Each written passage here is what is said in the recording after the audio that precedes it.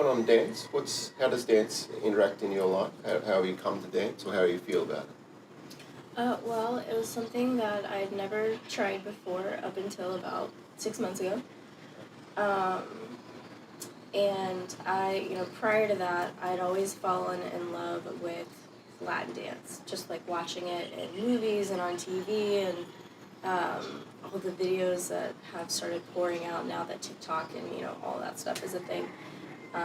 And I finally just decided one day that, I'm going to go learn how to do Latin dance. And bachata and salsa was the way I went.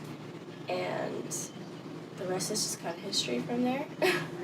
I jumped in head first with some classes that were around where I lived, and I started going to just one class for like the very first week, and it literally only took the one class for me to fall in love, and then I fell head first and was going to 12 to 16 hours of classes, whether it be like one-on-one or group classes every week up until school started back up. So it was a lot. I see. But I loved it. And last night was, in fact, our last night of 2 weeks. Yes. So that was fairly extreme. It was bittersweet, for sure. But it was a lot of fun. So you're looking very good right now. Yes. Considering you came back at 6 a.m. 6 a.m. Okay, and it's now 7:30. Yes. And Loghen has agreed to go on camera literally an hour and a half after sneaking back into the camp house, the group house, after a fairly wild night. Yeah. Last night, you gotta make it count. Yeah. Now, when I first met you at the airport, I have to say, judging a book by its cover, I was thinking that you're a little bit naughty for skipping school to come on the dance camp. But then I discovered you've literally lived 100 years. You've kind of done a lot of things in your life, and you're not just 20 as I was thinking, like maybe 20. So you're 27? 27. 27. And you've done a few things, and it's kind of impressive. And as the 2 weeks have unfolded, we've chatted quite a lot, and I've gone, oh, and every time I dig, there's something else there. So can you give a quick summary, like soundbite summary for the camera, for the viewers? What have you done in your life? Like a list. Okay, let's see. Top hits. I'm finishing a skydiving license. Skydiving? Yeah. I've gotten 3 degrees so far. Okay. I took up opera singing and used to perform with an Elvis impersonator. I'm getting a pilot's license. And buying a plane. I didn't realise they were so cheap, but still, that's a little impressive to buy your own plane. Yeah, you do enough research, you find out interesting things. Artist, so painter, sculptor. Trying to get into an indie art show back in Dallas next year, so I'm pretty excited about that. So you've got a lot of paintings and sculpture that you are exhibiting. Hope to, yeah. Yeah.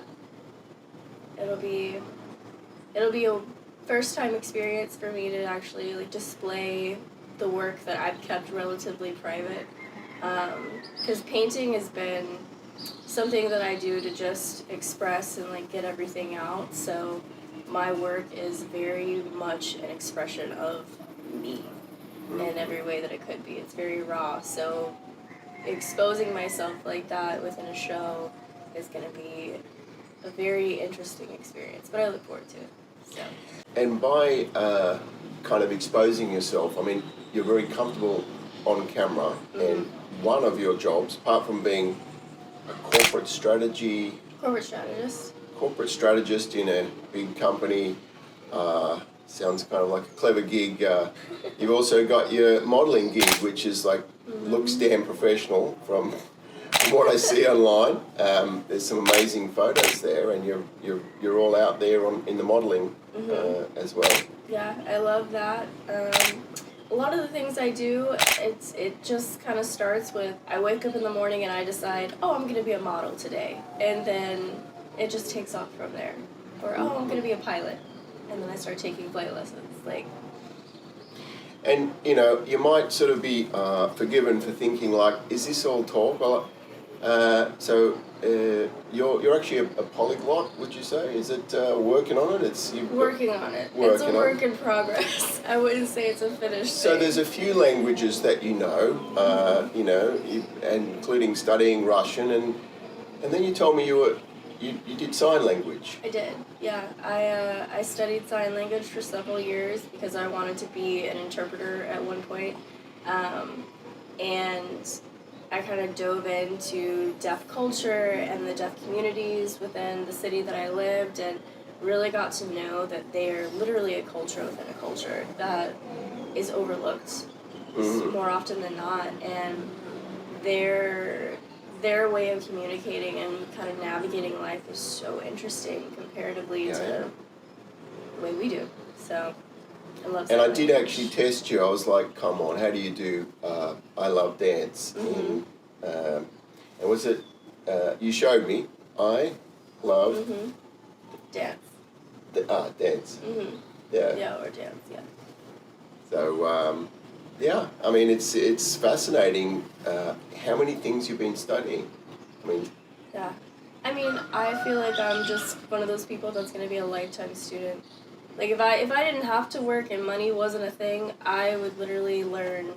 yeah, see, lifetime student sounds like you're not actually being productive, but your modelling portfolio looks fairly busy. You sound like you're being booked quite a lot. Yeah. In Texas, your LinkedIn is showing you're fairly kind of active in this corporate strategy role. So the study's like the extra on top of doing everything else, jumping out of planes. Yeah. Yeah, and we discovered that you have some interesting pets. I do. I have 4 tarantulas. 4 tarantulas. Differing species. Uh-huh. They're very interesting. So I really love the arboreal species, which means that they're typically like tree dwellers. I have 1 terrestrial, so they don't burrow, but they stay on the ground. And they're, I'm pretty sure I have 2 females, and the other ones are male because they're a lot smaller, but yeah, they're very interesting to just watch. But I make a joke that I take them out for walks, and I will get in my bathtub and I'll let them out of their enclosures, and they'll just kind of wander around, crawl over my feet. I can pick them up and You're do in the things. bath at this time? Yeah. And then the tarantulas are just roaming around the bathtub? Yeah, because they can't get up the walls, so I don't have to worry about, them getting loose in my house and I'm going to chase them down. I've had enough instances where I've had close calls of almost losing them. So, but... Yeah, see, I mean, you're a very attractive petite model. Tarantulas model, it's not a normal fit for, a young girl to be playing with spiders. And it's not all talk because you are the spider catcher here in our castle. So, in fact, there's a whole number of times on this camp you've been looking for critters, picking up critters, lizards and crabs and there's and when Jennifer was who was it that found the spider? It was Jennifer. Jennifer. Question for you, Kenny. I want to hear about the tarantula. The big tarantula. What happened with the tarantula? I thought it was fake. You thought it was fake, and then what happened? And then it moved. And then it moved. There was a God Almighty tarantula in our bathroom, and so Loghen was called in and dispatched the spider. Yeah. Didn't kill it, but you just No. picked it up and moved it outside. Yeah, it was because of the size of it and where we are, it was a Hispaniola giant tarantula, and so that thing was literally like the size of a saucer plate, or a salad plate, I guess. And I walk in the bathroom and Jennifer's trying to find it, and it ends up being like behind the toilet, and she goes and she gets the broom and she's trying to like poke it with a stick, and it's rearing up and like attacking the It's broomstick. thinking there's an attack going on, and so it's Right, in yeah. defensive mode.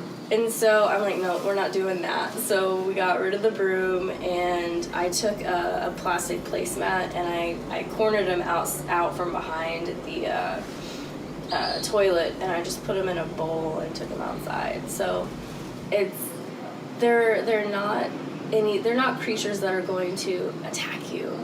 And that's what a lot of people don't understand is like they see a giant spider and they're like, oh my god, it's gonna rear up or it's gonna do something, and they're more afraid of you than you are of them. And if you're just gentle with them, they'll succumb to whatever you're trying to get them to do. And that's kind of what's interesting about the spiders that I have is they, all tarantulas are venomous. There are some that can put you on your butt a lot faster than others, but it's just the way you approach them that matters. That you have incredible confidence. Confidence to tackle the world and do pretty much anything, but also confidence to be seen, confidence to be comfortable on camera an hour and a half after you've got back home from getting up to mischief and having a bit of a fun last night. That's impressive. It's good to see. Yeah, I mean, you only live once, and you gotta go, go, go. Otherwise, life's boring. That's right. You were working in a sex shop, is that right? Is it? Oh yeah, I did that As too. you do. Yeah, of course. That's a normal summer job for people. No, I had an interest in sex therapy when I was exploring psychology and everything like that with one of my first degrees, and I had my corporate job, obviously, but I, student loans and everything, you still need extra money. So there was actually an adult novelty shop literally across the street from my office, and so I was like, well, the commute pretty well lines up. So I went across the street and talked to the manager and everything, and thankfully they needed help too, so got in there, and that was one of the most interesting jobs I've had from just a people perspective, because all lines of people come into places like that, and you don't really know what to expect. You'll have the people who come in who are like, okay, I'm gonna buy my first, toy, and you can smell the repression on them and their fear, and you're like, yeah, and it's cute, and you're just like, oh, I want to help you. And then you have the people who have just like dove into this world of swinging or what taboos that people consider and so forth, and to talk to them and kind of see how comfortable they get with themselves and exploring those things that society tells us are dirty and need to be kept behind closed doors is amazing, and it's really freeing in a sense to see other people just live themselves unapologetically and explore so many areas of life and pleasure and so forth that you continue to want to learn and experience that for yourself. So, and the discount was great too. So because you were a big shopper there, is it? Absolutely. Right, I see. You gotta sample your own product. Is there any highlights from your camp experience that come to mind? We've been living together for 2 weeks now as a camp family. Mm-hmm. Of those 2 weeks, what have you got that's kind of a standout? Honestly, I loved when we were in Santo Domingo, and capital. Julie and Jennifer and I had, deviated from the group a little bit and went and found alternative food.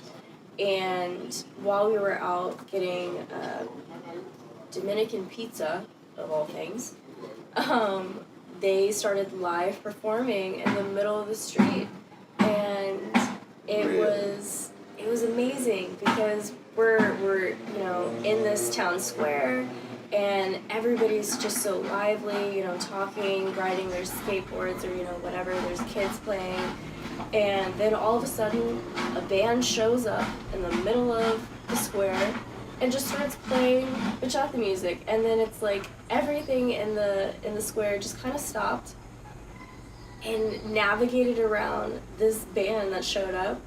And people were dancing bachata. Kids were dancing bachata.